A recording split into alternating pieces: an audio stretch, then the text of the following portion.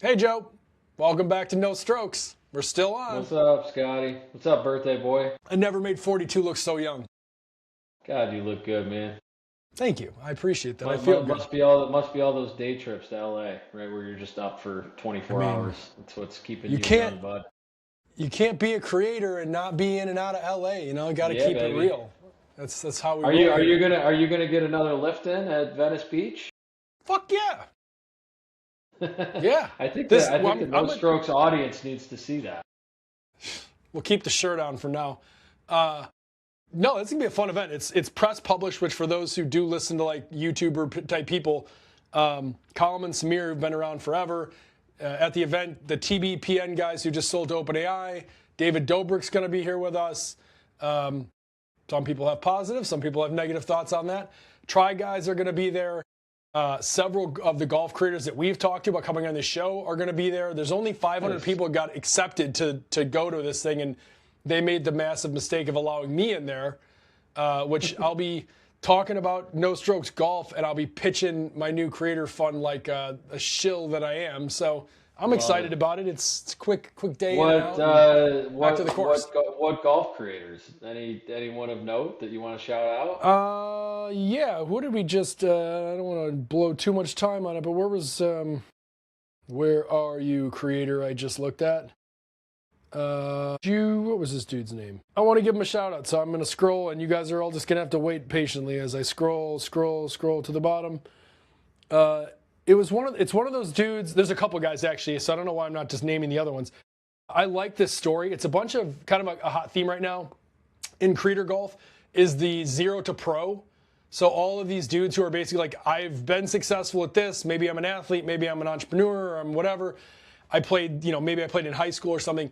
And they're literally learning the game like fresh and trying to get to scratch. This particular dude's name, I want to shout him out here. I'm getting close. I know it. You're regretting asking me about this because now I got to scroll. Now I'm committed. Yeah, you're really I working used to very have a good smart. memory, and I was just talking about him 2 seconds ago. Doesn't matter. We'll skip for now, but I'll post it on the Twitters. There'll be an excuse for me to say go to @Katoon and follow us on the Twitters. Anyway, there's 500 people here. There's a handful of creators in golf, many of which I'm sure people follow and know. This dude had like 380,000 followers, so he's not a nobody. Either way, it's going to be a lot of fun. I think one of the cool parts about this is I am learning as I'm going to these events that the number of golf creators is it's every day there is another person who shows up on here who's like massive golf, golf interested, golf sicko, golf course analyst, on and on and on. So golf is definitely something that is hot as shit right now on YouTube, which is not a huge surprise, I suppose, given all the stuff we talk about. It's not slowing down, man, and it's amazing the groups that have a million views on a video like 24 hours in, like Yep. crazy. And I got it. Jerome Ruffin. That's the one I was thinking of. Jerome All Ruffin. right, Check him out Jerome, come on, YouTube. No Strokes, man. We really work Come to on get here. your Well, name on here, so get on No Strokes. I will be telling him forcefully with a 7-iron under the chin tomorrow. He's coming on. Love it. Speaking of 7-iron under the chin, it kind of felt that way on Sunday. Watching the tournament, I feel like we did again, this is like 3 or 4 weeks in a row, or 4 out of 5 weeks that we've had coming into Sunday. At least 4 of our 6 picks be in the hunt to land where we said they're going to land. And we had Cootie today. We had the one that I missed was Brennan. That was the one that I kind of had picked and thought was going to do something and didn't. I was pretty high on him too. I think a lot of guys were. That was disappointing. But yeah, in general, I mean, we will clearly talk about Wyndham. We can talk about Scotty again. It's like you're not winning, and so you want to take like the flame away, and we're going to do a little mid-season recap here, and we can reassess where Scotty falls. I don't know. I mean, it kind of reminds me of the David Duval Tiger Woods, where like you're not, and I don't mean because he's going against the Tiger. He's not. He is Tiger. But like you're not winning them, but you're second or third every freaking week, all season. So it's like kind of like it's not perfect, but it's kind of hard to like shit on the guy and take him down a notch. Like You have a different winner every week. What do you want? I mean, he takes second or third every week. Didn't shoot 60 on Sunday. I mean, he just remains highly consistent. I think you're seeing a product of there's a lot of really good golfers, and like Scotty was on an all-time heater for 24 months where if he was in contention, he was converting those more times than not into wins. And, this time he continues to put himself into contention. He's getting beat by the better guy on that given day or that given weekend. I think the only interesting call out here is that like his losses this year when he's really been in contention and finished second has really been to that tier that you and I talked about a couple of weeks ago, right? Finishing second to Rory at Augusta, finishing second to Cam Young at Doral, finishing close to the top when Fitz has won a couple of different times, and like this was the first one where it's like it wasn't one of those top 5 or top 10 guys that fended him off, but all it took was a guy to go unconscious and shoot a 60 to create some separation between himself and Scotty. So, yeah, well, look, let's talk. I want to talk about the storylines of this tournament, but I do want to quickly recap where we got it right and where we got it wrong. I had made the pick as this was a gambler's pick. This wasn't what I thought was the actual outcome. But Max Griersman was someone who we were hot on. He did finish well. He did play well. I just didn't win it. Cootie did play well. Spoiler, I like Max this week too. What's not to like? We missed on Hogard as a top pick. We missed on Brennan. You had a couple picks. The one that we did make and get was my guy Lee making the cut. I was proud of that. Yeah, my guy Lee made the cut. That was my big pick. So overall, we didn't win, but I mean, which is in the game. This is all that matters, right? Is that we have the money. Like we want to win. Obviously, every week we give you guys picks and hope that you can do something with it. But I look at this and I go back. I'm looking at it right now, literally.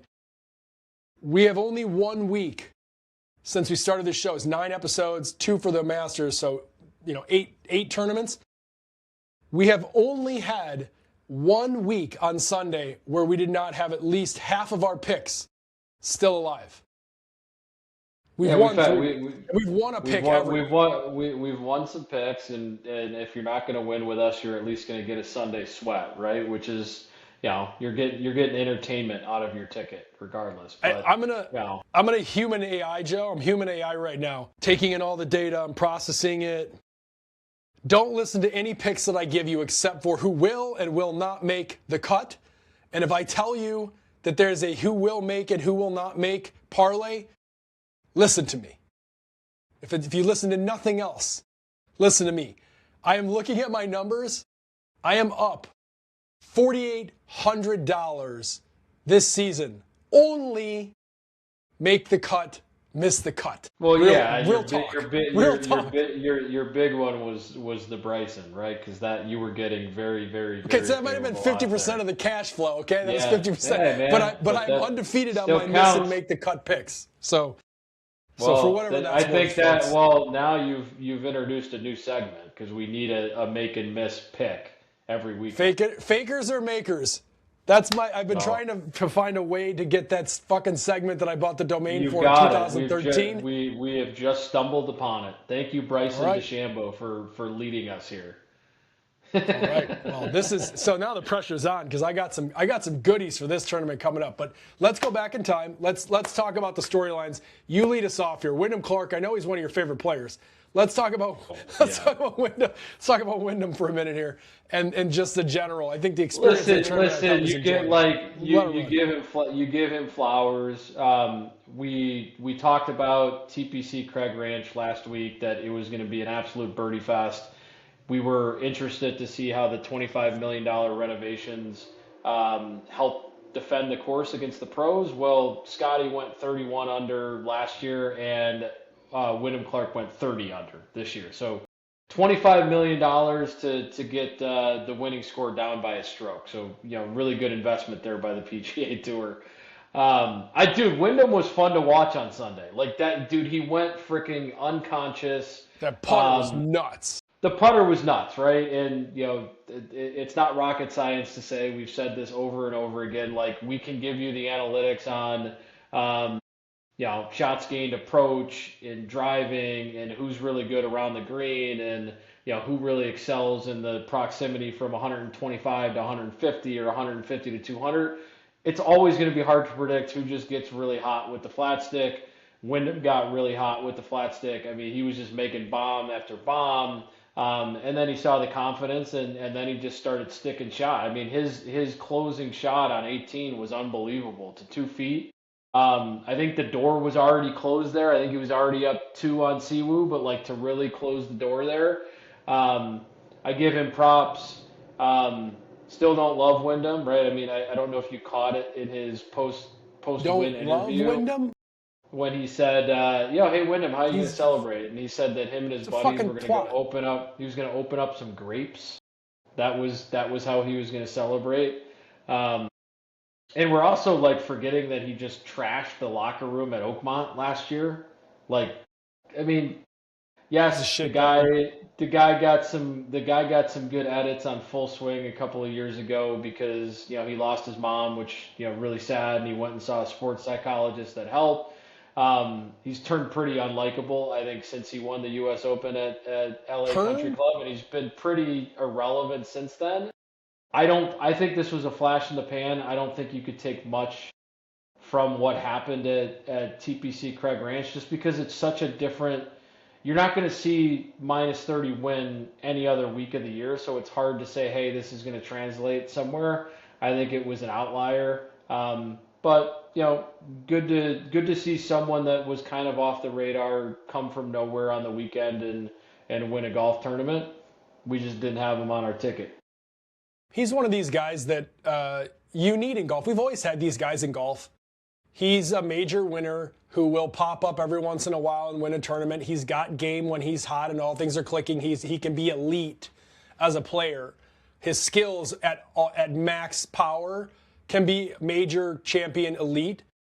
Some guys don't have that gear. We've talked about that several times now on the show, that you could have elite looking parts of your game. He has the full bag when it's elite. He also happens to be a full douchebag. He's just one of those guys. Like, and I don't, like the story about the mom thing is real. He's compelling. Honestly, you need these kind of guys. I think this is like the exact opposite of Aaron Rai. We talked about last week with Aaron Rai, and it's like the whole tour waited out by the tent to high-five this guy with his gloves on because he's so freaking likable. He's such a good dude. He's such a hard worker. And you're just like, I fucking love this guy. He's boring. He's not my kind of guy, as we talked about. But golf needs winners where people are like, you know what, that guy. And also you need winners. We've had it for a long time. We had Sergio in the Tiger era. We had Zach Johnson. We've had these dudes just like, we talk about all the time, our boy Patty at Patrick Reed. We're just like, I hate watching this. You make me want to go fucking nuts. I want to talk about Blades Brown a little bit. I want to talk about Siwoo not getting it done after kind of having control the whole time because that seems to be a theme. But I do need to do, maybe this will be a future sponsor segment. I want to do a quick stop and pause for all my gearheads and club nerds. I tried so hard to figure out what the hell putter Wyndham was using that on my birthday of Memorial Day, I spent an hour and a half walking around PGA Superstore fucking around with putters. And as a result, not only do I obviously know, and everyone knows now what's in the bag, but I can give you a little bit of update on what it's like and how to use it, because I used it and compared it to a bunch of other zero torque putters, and I even bought one. So I'm here to give people the sit rep. So hey, you created a wedge fund, not a putting fund. So now you're just pulling from the wedge fund to buy a putter. I got to borrow. We're going to borrow against the wedge fund for the putter. And I didn't buy the one that he got, by the way. I forget the exact name, but it's a Ping, which surprised me. It's Ping's version of the zero torque, which obviously I don't need to go into. Everyone I think has heard of zero torque at this point. I pulled it out. I lined it up with the TaylorMade Spider zero torque, which I did end up buying. I already own like that and have been a lab golfer since it came out. I mean, literally the first one. I am terrible at putting, so that's, if this doesn't make sense to anyone, whatever. I've only had 2 putters in my entire life prior to this, and that is the epic Scotty Cameron from Tiger winning 97 Masters. That was my high school putter. And then after that, the Yamada Blade, which is my putter forever. I can't make a putt for shit, but I have great putters. You do really have good putters. Dude, really? There's a couple $1,000 of putters standing right there. So I went to lab because zero torque did make a difference to me, and I want to make sure people know if you're a putter who's inconsistent and you pull and push, it really does make a difference. So the putter that I currently have is a counterbalanced OZ1 with an insert, which is a lab kind of the half moon shape. I really like the putter, but it comes off hot and they feel kind of strange. So the reason people are looking at these OEMs is because they steal a little bit, like Scotty Cameron has one now, and obviously Odyssey has a jailbreak.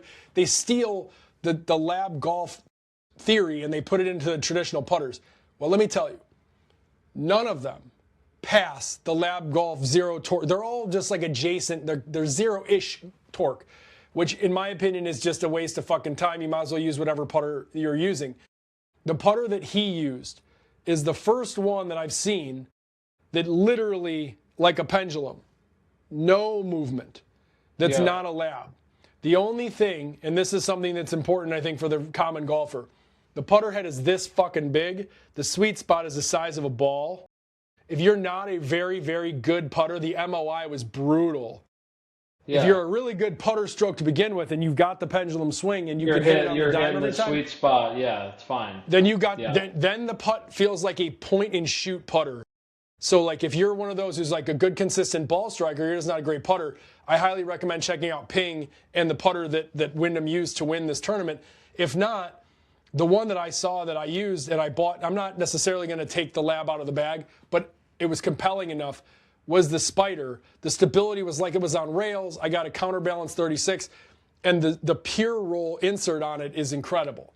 It keeps the ball on the roll perfectly, much better than anything I've ever tried. And so, as you know, Scotty Cameron, Rory, Harmon, they all use Spiders. Harmon actually uses this zero torque one. So this is TaylorMade zero torque stab. It was very close in that it also had almost no movement as far as the pendulum zero torqueness of it. But that's my sit rep. I gave everyone I had several hundred putts with each one of them. In the end, the lab was the best performer for me, short, medium, and long. The best short putts, which is where you make and score, for me, was the Spider. And if you could hit it on the screws, the most laser pointer putter I've ever seen was the one that Wyndham used to win this tournament. But you really have to have a good stroke. You gotta be that consistent with it, yeah. Yeah. Do they give you like at Golf Galaxy? Is it like actual like they're videotaping your putting stroke and giving you all the data, or were you just like on their putting green and they're messing around? I was dicking around on the putting green on my own. I went to both, but I went to PGA Superstore because they do actually have you can get fitted for the lab there. I've done that before. There's nothing quite like in person, so you can do video, whatever. But Golf Galaxy, if you set up an appointment, I'm sure you could do the same thing. And I think people should do it. I think the one thing about putters, particularly zero balance, is it has a lot to do with lie angle. There's a lot like if you pick a long putter, a lot of these putters are counterbalanced for people, or the long putters, sweepers. All of it comes into math. You really need, like normal putters, it's like it's a 35 or it's a 34, grab it off the rack, 69 degree, who gives a shit. Lab is the only group that still everything is completely custom and tailored to you, and I think that's why I probably won't end up taking the lab out of my bag. There's just something about that Spider that is like taking in a decade's worth of Spider technology and their pure roll face and mashing it with what lab does really, really well. Will it beat it? Time will tell. You'll find out in the next couple podcasts as I got my golf trip coming up. We'll give it a run. But I just thought I would share with people because one of the biggest conversations on the tournament, literally all week, was this dude's putting and what the hell putter is he using? And so when I found it, I was like, I expected it to be big. You just went and found that. Yeah, that's great. Oh, yeah. That is true golf sicko behavior right there. Yeah. On my birthday. On fucking Memorial Day.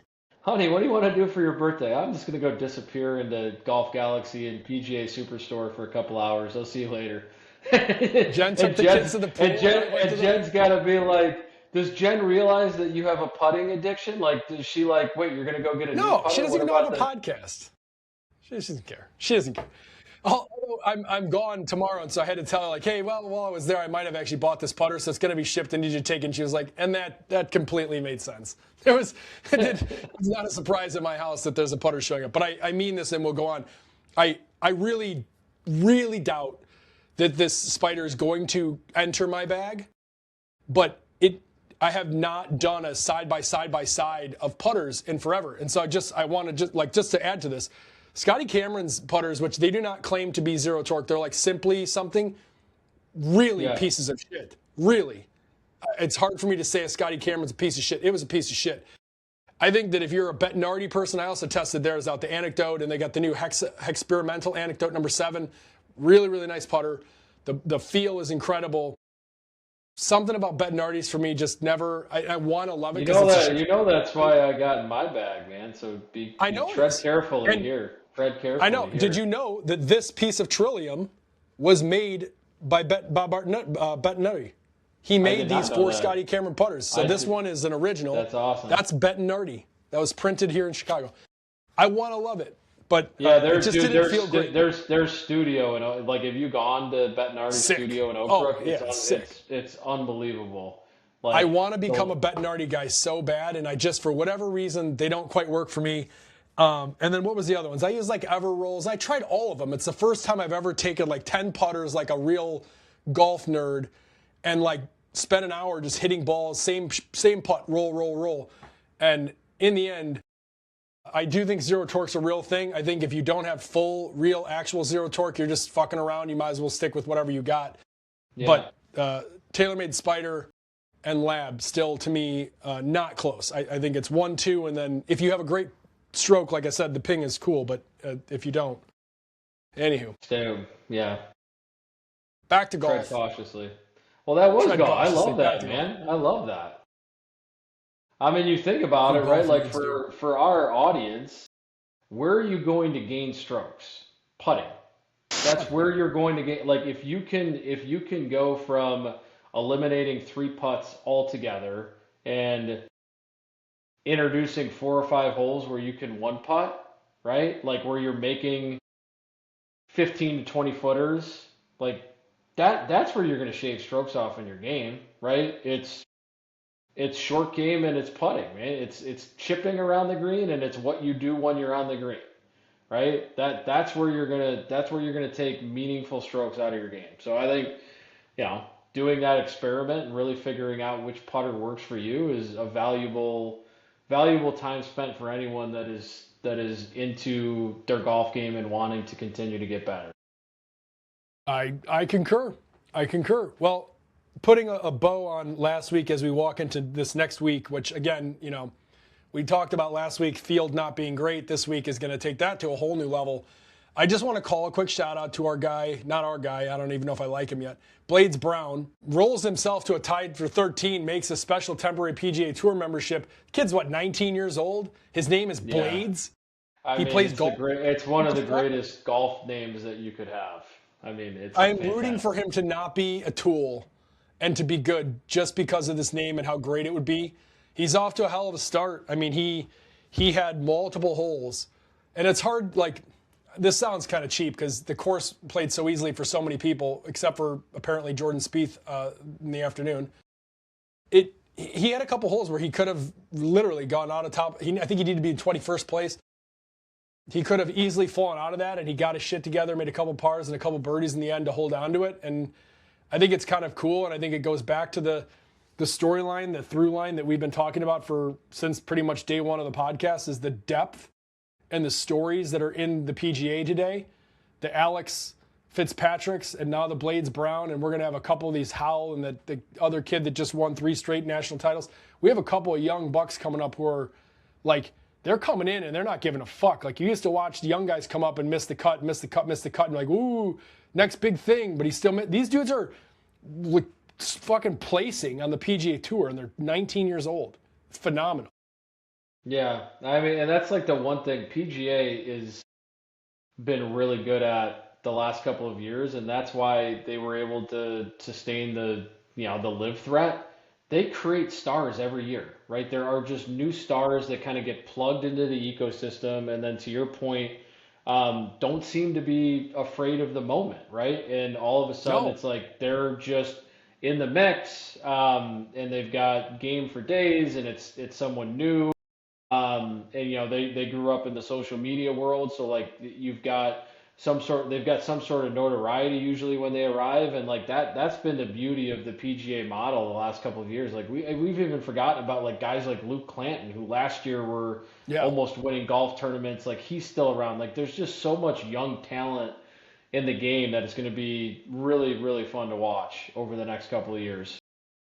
I totally agree. I actually think, despite my foreshadowing of this weak field coming up at the Colonial, I'm excited to watch this week's golf tournament. I don't know why. I mean, I'm going to miss the first day or two while I'm in the little event series here in LA, but I am excited for what I think is like, it is a shitty field because it doesn't have the top guys.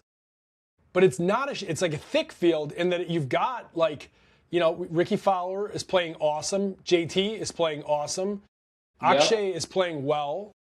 Finau is making his way back to the run, which, by the way, he's my course horse for this week. Yeah, dude. yeah. I don't get me wrong. I don't want to bet on Finau for nothing, but I'm just telling you, he's just had such great success there, and he seems to be more. I seem to see his name up. He doesn't stick around, but he has his blips and moments.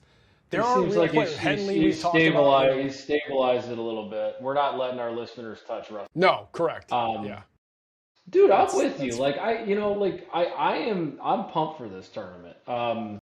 It's a huge field. I think they got 133 guys, right? Like, it's not the signature event bullshit where it's no cut. Like I love, like, to your wedge fund point, having a cut in a tournament is what the PGA Tour should be, right? So this is a really quality golf course that 79th installment of this event dating back to 1946. It's been on the tour that long because it works, right? Like you're not going to see someone go minus 30 this week, thank God. Like you've got a really quality field. Yes, it's missing the star power at top. It's a little weird that, like Scotty and Jordan decided to play TPC Craig Ranch versus like Colonial, since the Colonial first time in their careers. Right? Like it's just weird that this is just part of the tour schedule not making a whole lot of sense, and you're making the Dallas guys choose between two Dallas events. Like I think we need one Dallas event. I don't think we need two, and it should be at the Colonial. But yeah, I'm excited. I think it's an awesome course. Everyone is going to enjoy. If you haven't watched it on TV before, it's awesome, right? Kind of a classic tree-lined positional golf course on the PGA Tour. So it's going to be, you're going to have to drive accurately, and like we always talk about, you're going to have to be dialed in with your approach play. Every course now is designed around approach play because of how far guys are hitting it. I actually really like this course, but also a couple of courses we have coming up. Shinnecock is another one of them, where like you may be able to hit far, but it's the opposite of where everyone else is banging off the tee wherever it lands. Then it's like got to be a really good second shot. Like if you hit it not accurately off the tee, you will have a problem. You have an actual problem. It's not a course where you can just be bombing. So like my hope is that it doesn't turn into it seems like a lot of these courses, they try to solve for one thing and then it turns into a putting contest. We've talked about that last week. Like I like courses where you are forced to play to your strengths or away from your weaknesses, as opposed to just like we get, some courses it's like, here's the 3 holes, the rest we're in cruise control. Yeah. This is like every hole, depending on how you play, your skill set can be, I think, reachable and scoreable for half the field, and the other half it could be like you legit could see half the field as a birdie on 12 and half the field as a bogey on 12. It's like, yeah, it's going to be. I mean, it's not super long, right? Which is it's 7,200 yards. It's a par 70. It's only 2 par 5s. The fairways are third most narrow on tour, right? 27 yards on average, which means it's very difficult to gain strokes off the tee. And then to your point, there's a Bermuda rough, so that's going to give players some challenge. And it's really going to be about how aggressive do you want to be on the tee, knowing how narrow the fairways are, because there is going to be a huge benefit to being closer to the green because these are smaller square foot greens. Right.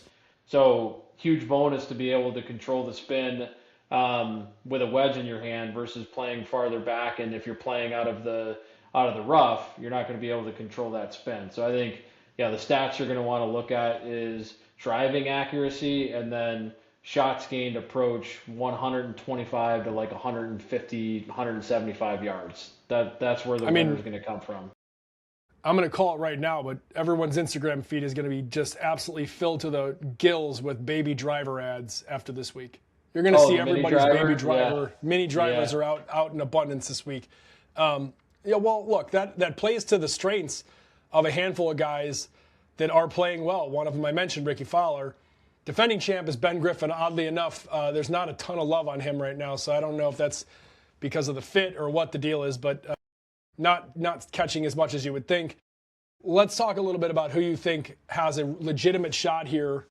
I'm going to force you to put Ludwig back in play. You have no choice. You have to play Ludwig. You said you're going to stick it. Well, I have to play Ludwig because we saw what happened when I ditched Matty Fitz, right? Which is that Matty Fitz finally started to win. So yes, Ludwig is going to be part of the card. I hate the fact that he's like 10-1, right? I think that's absolutely ludicrous for a guy that has proven that he hasn't won a lot, right? So like the fact that you're in a 133 person field and you're 10-1 is a little nuts, but we're going to keep with him. I like the guy you mentioned. Yeah, Ricky, I think, is getting a lot of love, rightfully so. He's 23-1. That's ridiculous. I'm going to stay away from him on that. I do like JT a lot. Same odds, 23-1. I think there's so much more upside with JT than with Ricky. I'm very surprised that they're trading at the same. Last time we saw Justin Thomas, he was in the clubhouse with the lead for a couple of hours at the PGA Championship, and had one of the lowest rounds of the whole tournament at Aronimink, right? He's clearly figured it out. He hasn't played super well here, though. That's the only thing. True. But I think he's just hot. You're gonna have to go. I'm going off of just recent trend versus course history. Going further, I want to give you. I know you shouted out Finau. I said earlier on I do like Max Gracerman on this. Like, he was around in the tournament. I think that was a guy that we both called, and we stick with him here. His stats last week were insane. He didn't get as hot with the putter as some of the other guys. That's why you didn't see him go completely nuclear. Number 1, shots gained off the tee last week. Number 15 in shots gained approach. So the two things that we just talked about, right? Like, who's feeling it off the tee and who's hitting it well from an approach standpoint. I just think he's going to get that first win here sooner rather than later at 52-1 on DraftKings. I think that's huge value. I like Matt McCarty, not to win, but I would probably say like top 10, 5-1. He's a guy that everyone was hot on going into the PGA Championship because he had been playing unbelievably well, a string of top 10s and top 20s. Didn't have his best at Aronimink. I think Aronimik's an outlier, right? That was, like we talked about, glorified putting contest. The guy's been playing really good golf. You can get him 5-1 at top 10. If you want to sprinkle to win, 62-1 I think is really good odds. And then I gave you this guy last week. He did make the cut. He didn't contend to the level that I thought, but I'm going to keep going back to this guy, Mark Hubbard at 175-1. The guy's approach shots are really, really, really good. Like his proximity last week at TPC Craig Ranch was fantastic. Didn't have the putter going, but when he putts well, he gets really hot. I'm gonna ride him. I'm gonna ride him again from a long shot perspective. Just a little bit of sprinkle, more value in like the top 20, top 40 range for Hubbard. But if you can get a guy that I think can contend at 175-1, I'm going to put him on the card. I like it. I'm of course hanging out here in my makes the cut wins places parlay. Yeah, let's hear it. So here's one that you probably haven't thought of. You got Harry Hall. He's got top tens in 2 of the last 3 years. You've got Riley making the cut, and I like Finau at least being in the top 20, top 10 would be my like stretcher. Okay. So I would the say official, like if I was, official make the cut is Riley or Hall? Or both? oh man, so Riley's the liner. If I was going to parlay, I would put together a top 20 for Finau and a Riley and Harry Hall make the cut. All right, done. That's the parlay.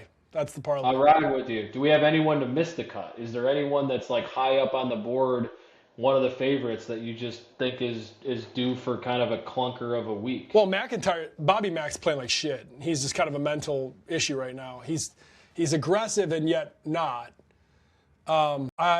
Do we think Russell Henley's playing well enough? Like, is he someone you could fade? I may not say not make the cut. Russell Henley, it just he's like he's not that guy. He's just disappointing. He's not the guy. He's going to finish in the top 10, but like you're not going to really know that he was relevant until you look at, it'll be like midway Sunday and you'll be like, oh, that guy, I haven't even been tracking him, but he's now somehow in the top 10. Dude, he was just. Aronimik was a place that he could have like so gotten into contention, and he just put up a stinker in 2 days. And like, he's just not a guy that's going to win a big tournament. Can he win one of these like honestly, ho-hum PGA Tour events? Maybe, but I'm not betting him. And at 20-1, like hell no. Because of the odds, if you really want to put a gun to my head and make me make a crazier pick. I picked Ben Griffin to not make the cut. Ooh, the defending champ. Repeat guys, not defending champ isn't there for Saturday. Ooh, if I'm right about that, that's going to pay I was going to say, that's got to have some good value there. Yeah. He's got a 4% chance to win the tournament, so that would imply a 96% chance of not winning it. I like that. We'll look into that. We'll see what that parlay pays out. So I think that's where I'm going with this. We got like 2 minutes here. Then I got to turn into Daddy Golfer, Golfer Daddy, however you want to call it. This season, I want to do a quick recap. We have, now a minute, whatever. In general, how would you rate this season? We're about halfway there, not including the FedEx. This has been awesome. I'm not going to lie. Like a tournament like this, I am enjoying seeing times where guys that aren't the top guys rise up and play well, and it thickens the field. And yet, every week, it just, we could bitch and moan, as I have clearly a lot, about the broadcast stuff. But like every week, one of the main names, Scheffler always, but Rory, Scheffler, Rahm, they're in the mix every Sunday. And then it's been somebody else who sneaks up. And fortunately for us, it's been a good story for the most part. I think we've not gotten complacent with a storyline, which is what I've liked, right? Because like at the start of the season, Scotty wins Amex, and I don't know if you were thinking it, but I was like, "Fuck, is this just?" He was my one and done. I picked Scotty the one time he won, which is which like insane. At the retroactively time. Great pick at the time, terrible pick. Like I think I made fun of you for that, but hey, you won. I just think it's, like I said, it hasn't been stale. You had Goddard has won a couple times already this year. You've had Fitzpatrick win a couple of times this year. Cam Young has finally discovered his ability to close, has won 2 huge tournaments. We got Rory back at Augusta. Augusta had so many good storylines, right? With Rory fending off Cam Young and Justin Rose. The Players was fantastic with the duel between Matty Fitz and Cam Young. PGA Championship delivered for the most part, right? Not the best, not the sexiest of winners, but like again, I think showing that a guy that wasn't even at the signature event before the second major of the season was able to win. Like, you just never know who's going to win week in and week out. And yes, you have Scheffler or one of the big names, like you said, is always kind of around the top, but I've really enjoyed like kind of being surprised by some of these winners week over week. Like, it's been really refreshing after what we've seen the last 2 years. I'm going to give you my U.S. Open tip before we leave here, the teaser. Do not pass on Brooks Koepka. He's got the Scotty Cameron Fastback 2 back in his hands. He started making putts. He didn't make every putt. He wasn't on fire. He just made enough putts to look normal. Fucking dude was smoking for a minute. And I think he's taking this week off after doing that and going, this week I'm going to practice putting all week long. He's going to be back on the Scotty Cameron Fastback. That's my guy to run. And what has he been saying? He's like, I'm hitting the ball phenomenally. The putting has just been terrible. So if he just becomes an average putter with how he has been hitting his irons, his approach play, watch out. I completely agree. I'm here for it. I'm here for it. All right, my man. This has been fun. I will love to watch the rest of this tournament live from home soon here, and we'll text and talk about it. We'll share our results next week. Can't wait, man. I have a good feeling about this one. See you guys. Me too. As always, guys, go ahead to nostrokespod.com. You can find our Golf IQ. Pick out your own winners. No Strokes podcast, No Strokes YouTube, at Katoon, at Venmo Joe, everywhere. See you later. See ya.